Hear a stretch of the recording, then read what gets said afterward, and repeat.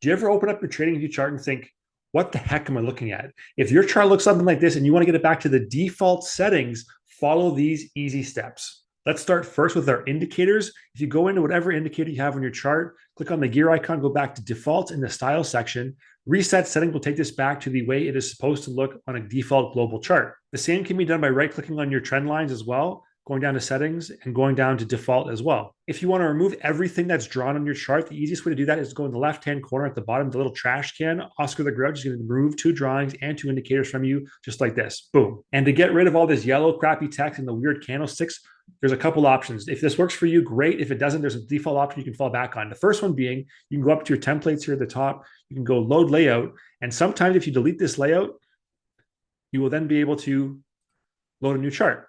The problem with this method, though, is that if you have other templates in your layout that are saved, it might default to one of them. In which case, you're going to bring up a new chart with new indicators and new layouts where you have to go through the same process and do it all over again.